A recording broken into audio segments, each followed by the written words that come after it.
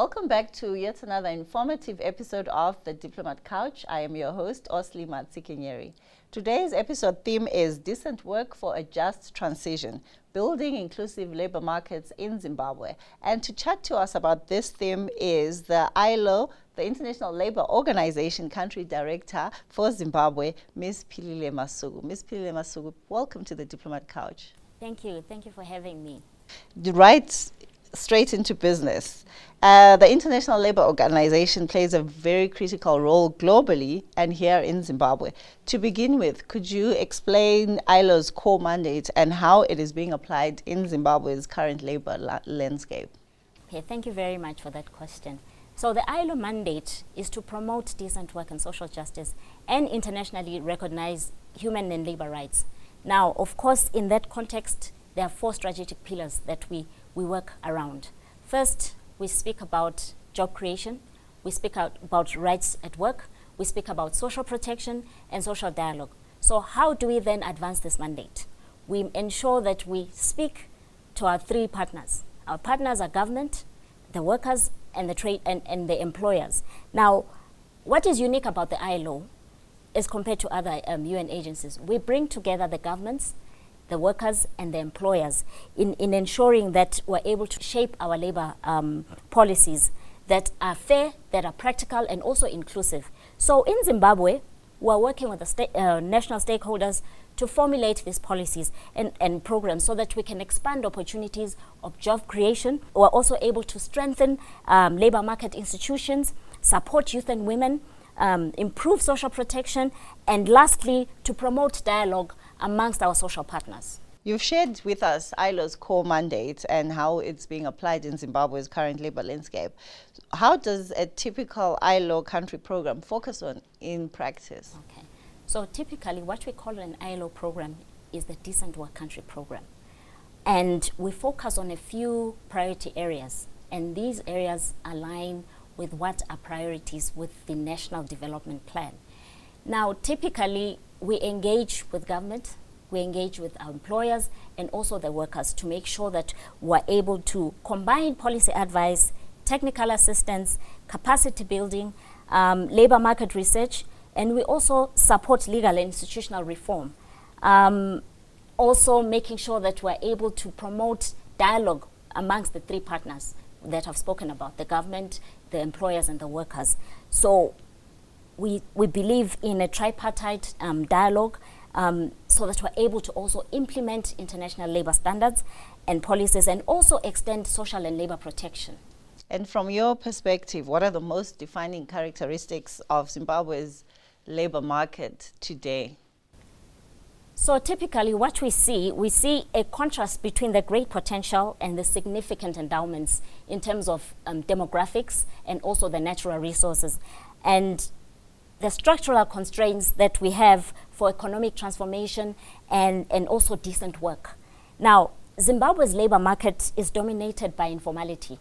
Informality stands at about 76% of enterprises, and we also see about 65% of those that are employed are actually employed in the informal sector.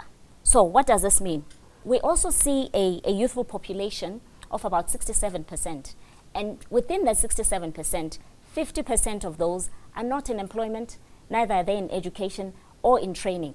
So this presents an opportunity, a potential. So these are the areas where we think we can invest in so that we invest in their skills, we also invest in education and entrepreneurship and also job-rich sectors. And lastly, really our role is to help turn that potential into inclusive and sustainable labor market outcomes. So in the interview so far, we've mentioned the term decent work a few times, which is ILO's central concept. In practical terms, for an ordinary Zimbabwean, what is decent work? Okay.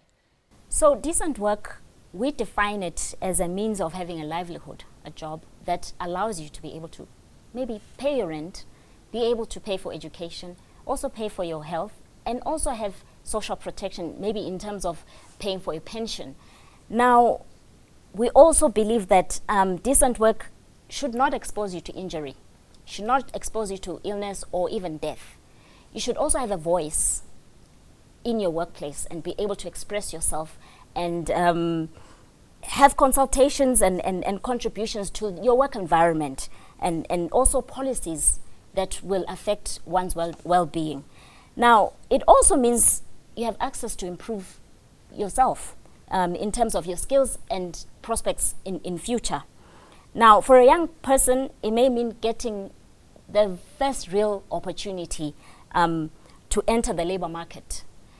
For a woman in the informal economy, it may mean safer working conditions, which we see that they're lacking, and also better income security.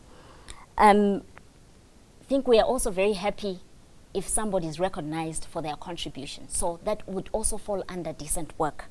And lastly, just to emphasize that decent work is not a concept. It's about improving the quality of life and the quality of work of our people. You have defined for us what decent work means, but what are the main pillars that ILO uses to measure progress towards decent work? Okay, I think I did mention earlier that there are 4 strategic pillars which then translate to our decent work agenda. We spoke about job creation. We spoke about rights at work, social protection, and social dialogue. So these are the pillars that we derive a framework of decent work indicators that measure not only whether people have a job, but whether the work is decent, whether it's inclusive, and also is it sustainable. Now, these indicators measure employment opportunities, adequate earnings, decent working time, safe work environment. I think this also speaks to the decent work that we've just spoken about. Social security and also social protection. So what are the biggest gaps currently preventing full realization of decent work? No, thank you very much. So we see that there is a big gap in productive jobs, according to our social outlook report of the ILO, where about 4 million people don't have access to productive jobs. And within that, we see about 260 million are the youth. And the youth are not in employment, they're not in education, neither are they in training. Another gap that we see is on social protection. We have about 4 billion people that are not protected. So it means they are vulnerable to economic shocks and poverty. And lastly, we speak of informality, which stands at about 2.1 billion workers. So if they're in the informal economy, it means they're excluded from social protection. But where are you seeing some of the most meaningful progress so far? Okay, so again, I'll refer you to our World Social Justice Report, which has indicated that in the last 30 years, people have become richer and more educated. So of course, that is a positive thing. And we've also seen that globally, child labor has gone down. We've also seen that extreme poverty has gone down, believe it or not. We've also seen that work-related mortality has gone down, meaning that occupational and safety and health are improving in the workplace.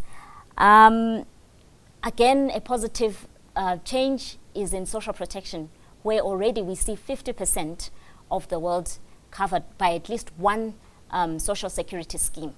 Now, in the context of Zimbabwe, we're also seeing encouraging efforts around employment promotion and facilitation of the transition from informal to formality. Very recent, we've seen the government of Zimbabwe implement or adopt the National Formalization Strategy and also the National Employment Policy. So we are also optimistic that we are able to move the needle a little bit further towards social justice in that context.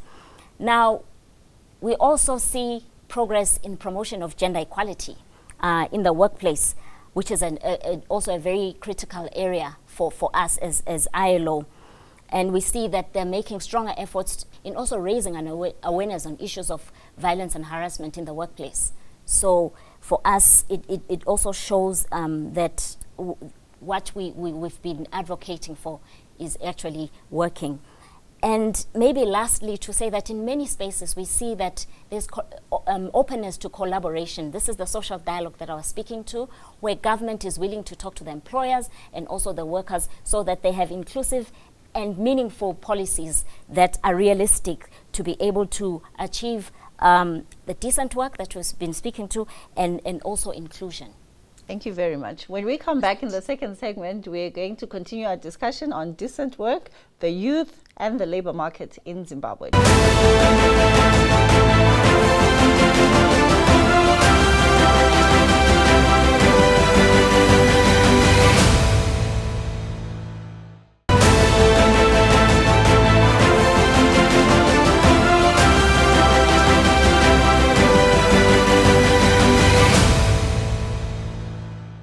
We are back on the second segment of today's episode of the Diplomat Couch. If you are just joining us, today we are discussing decent work, labor markets, and youth in Zimbabwe with the International Labour Organization Country Director, Ms. Philile Masuku. Ms. Philile Masuku, before the break, you mentioned that Zimbabwe's population, about 67% is the youth, and 50% of that 67% is neither in employment, in school, or in training. So definitely youth unemployment is a major concern, but not only in Zimbabwe, also globally. But in Zimbabwe specifically, what are the key barriers that young people face when it comes to entering the labor market?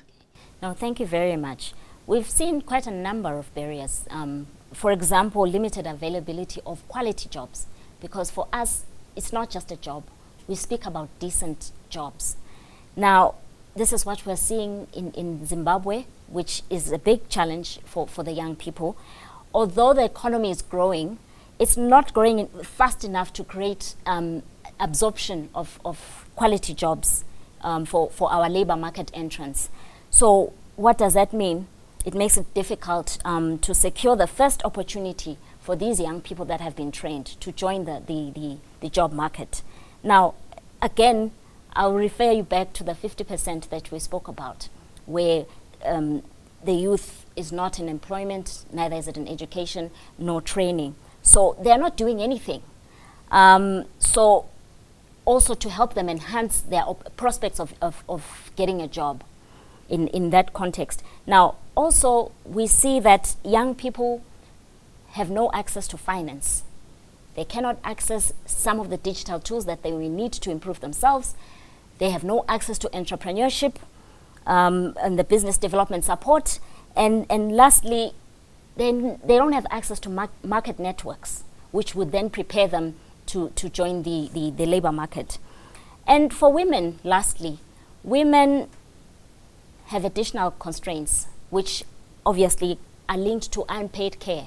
And as you are aware, women bear the brunt of looking after children, looking after the elderly and the disabled. So that excludes them from inclusive economic growth.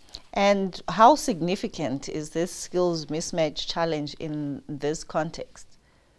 It certainly is considered one of the biggest concerns of our times because it hinders economic growth. It also lowers productivity, and it fuels youth unemployment, which we've just spoken about.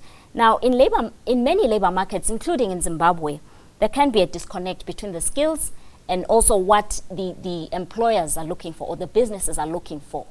And you find that we have very high and persistent level of unemployment, and yet we still see that there are job vacancies that are unfilled. And why is that? Specifically because of the job mismatch, the skills mismatch that we're talking about. Again, you may have people who are trained, but because the salaries are uncompetitive, the working conditions are not that great, you find that people then don't apply for those vacancies. So generally, this is the concern that we have in terms of the skills mismatch. And how is the International Labour Organization working with partners to ensure that the education and the training systems are aligning with the labour market needs that you have just talked about?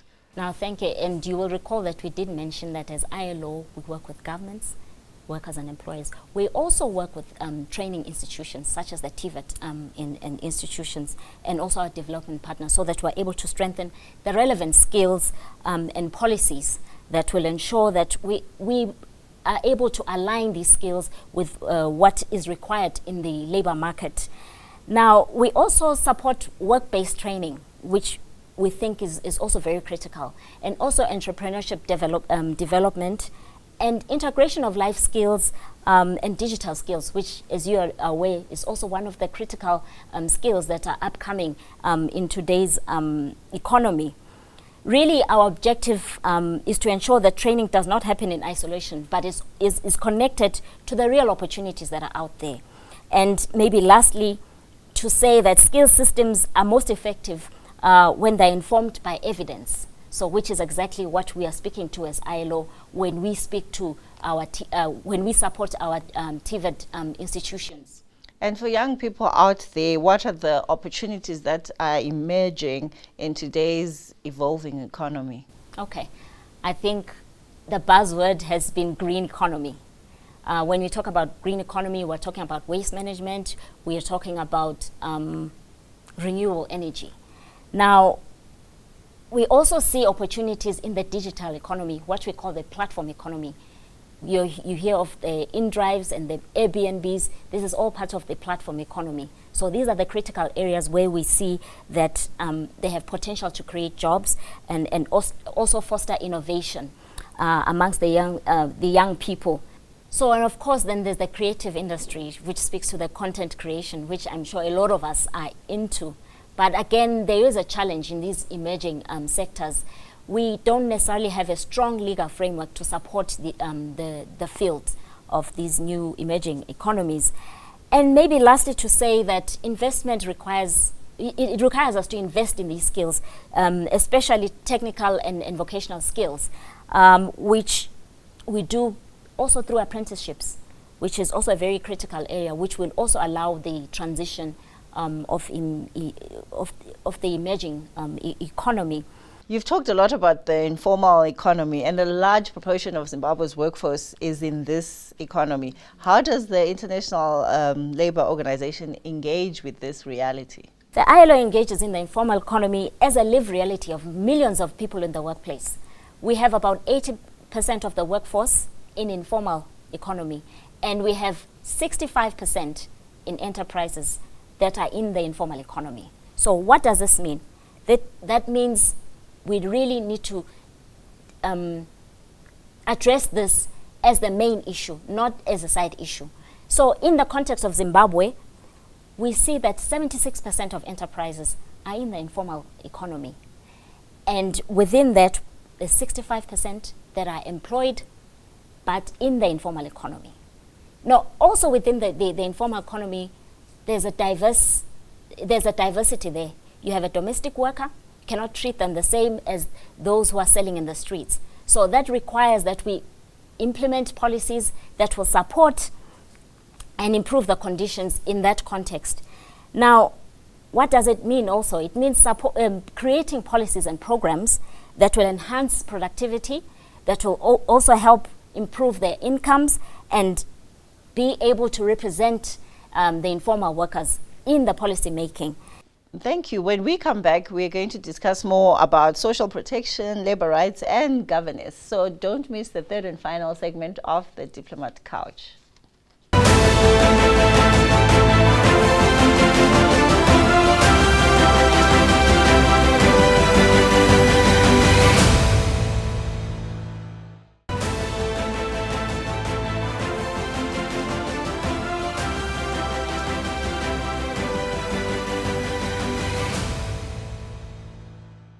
Welcome back to the third segment of the Diplomat Couch with your host, Philile Masuku. And today I have the pleasure of sitting down with the International Labour Organization Country Director, Ms. Philile Masuku.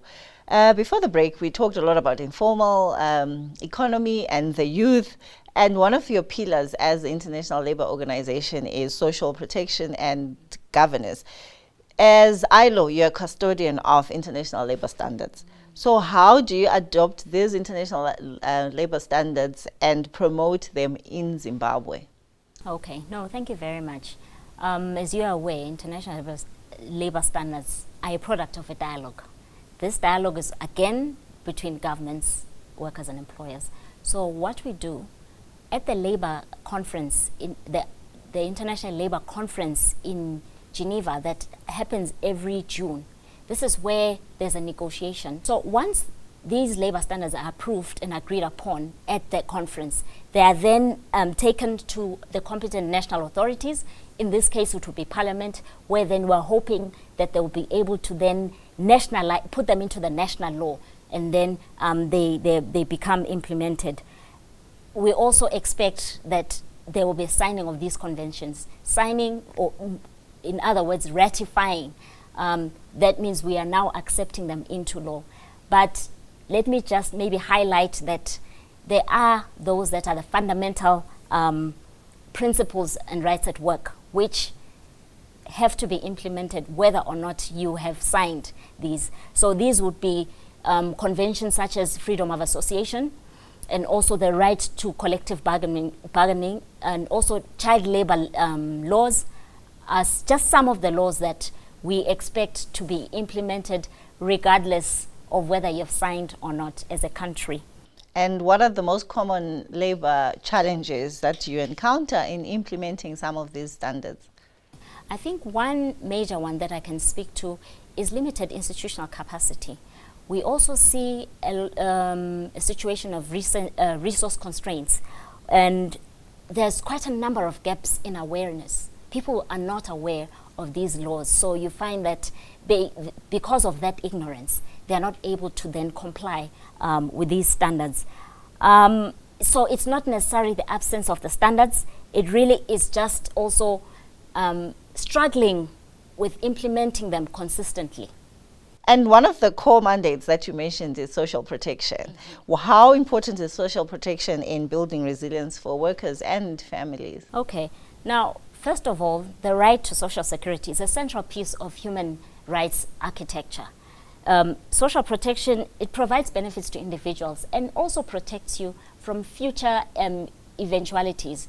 You may be faced with unemployment, you may be faced with injury at work, and also issues of maternity leave. So it kind of cushions you from that. And so looking forward, we also see that social protection also helps with productivity. You're able to invest in your health, you're able to invest in your education, in your general livelihood. So it certainly is a social imperative and also an economic investment. So in the second segment, you talked about the buzzword, the green economy, and you also touched a bit on the digital economy. How can countries ensure that workers are not left behind when we transition into the green and digital economies? I mean, workers cannot be left behind if countries are able to plan early for the transition, and also invest in skills in social protection and also social dialogue, institutionalize social dialogue. Now, transitions need to be managed. You can't just assume. So that means we need to identify which sectors are going to be affected by the transition and which communities are going to be affected, so that we can then be able to anticipate this future skills needs. And also we need to ensure that we put in supportive measures to make sure that this disruption does not become an exclusion. Now, it also means we need to make sure that green and digital transitions do not only benefit a small community, but are able to benefit the whole population. Of course, you will recall that we have issues of women and youth usually being left behind, and also our informal workers. So we want to make sure that these sectors are included in the transition. So inclusion needs to be designed at the beginning of the program so that we make sure that nobody is left behind. Thank you. Looking ahead, the International Labour Organization, what is your vision for Zimbabwe's labour market over the next decade? So my vision for the labour market is really to see a labour market that is more inclusive, that is resilient, and also very productive. Now, I'd also like to see many young people getting meaningful jobs, decent jobs, where they have access to equal opportunities as well. And also, we want to see enterprises growing sustainably. And more workers need to enjoy social protection. And also being able to have a voice within the workspace that they are in. I'd also like to see progress in terms of transitioning from the informal economy to the formal economy.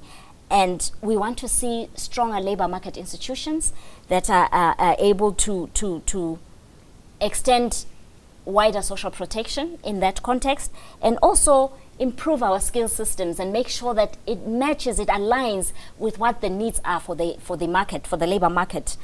And I guess above all, the labor market, we want a labor market that delivers dignity and opportunity for all. Now that you've shared ILO's vision for the next 10 years, if you could leave one message for young people entering the workforce today, what would that message be? Okay, my message to young people is that your future matters and your talent also matters. Opportunities are changing. They are not disappearing. That is for sure. So you need to invest in your skills. Make sure that you're able to pivot as we move into the new economy, and continue with the value of resilience. It's very, very important. And I know that sometimes it looks bleak when you look at the percentage of the youth that are unemployed. But there is an opportunity to see yourself not just as a job seeker, and also to create these job opportunities for yourself. So the future really is in your hands. You'll be able to create a future that you would want to live in as the young people.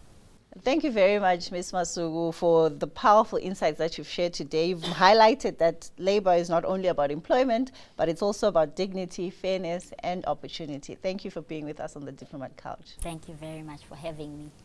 And to our viewers, I hope you found this program as informative as we wish it to be. And as Ms. Masuku said, opportunities are not disappearing, they are just changing. So your future is in your hands. Thank you for joining us on the Diplomat Couch.